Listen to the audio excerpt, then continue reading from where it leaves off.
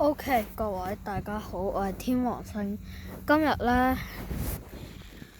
我哋要同你講一件事，我哋唔會過嚟，我哋今日唔會打機，而係我要講嘅事就係尋日元朗發生咗一個事件，就係狗打交。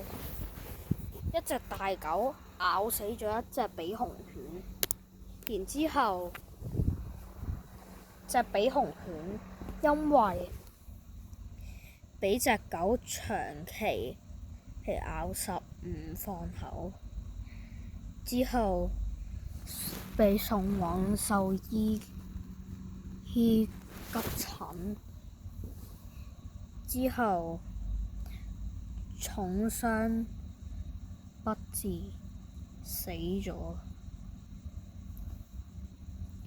但係個責任唔係喺隻大狗度，個責任應該係喺個主人度。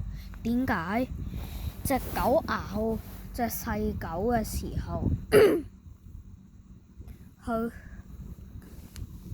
跟住個主人都唔在場呢？重要嘅係個主人唔在場。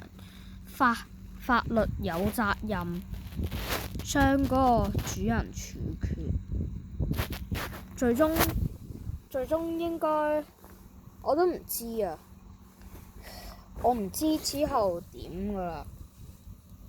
嗰個主人可能會被罰款同埋處決，但係如果想像下，我有養狗，而且我仲發生喺呢種情況下呢，我又會點算好呢？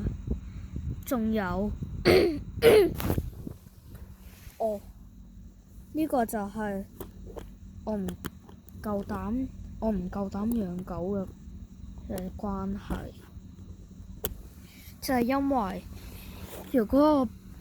如果只有一隻大嘅狗可以俾我養，我都寧願唔養。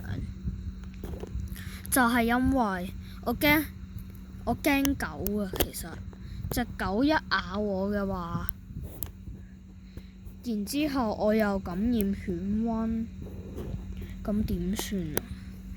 我需要照顧好自己，我哋要保護其他小狗唔受嗰啲大型犬隻嘅侵犯。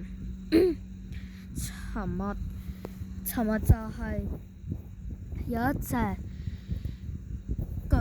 大型犬隻殺死咗一隻狗，之後隻狗我唔知會唔會被處決。仲有好多人都話隻狗係無辜嘅，責任應該喺個主人度，所以呢，我哋要保護小狗唔受其他大狗嘅侵害。仲有尋日係超級多人關注呢件事。尋日17號，估唔到會發生呢啲咁嘅事情，而且連我都唔知道。其實我都感到好自責，唔早啲發出呢條影片。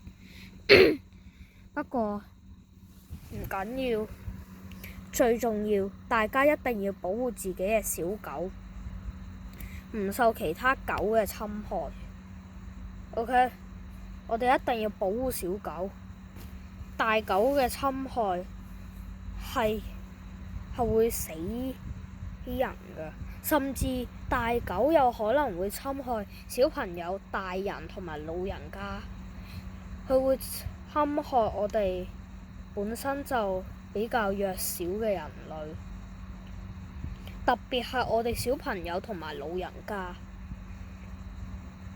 我哋都要保護自己嘅小朋友同埋老人家，我哋唔可以令佢哋俾外來嘅或侵犯。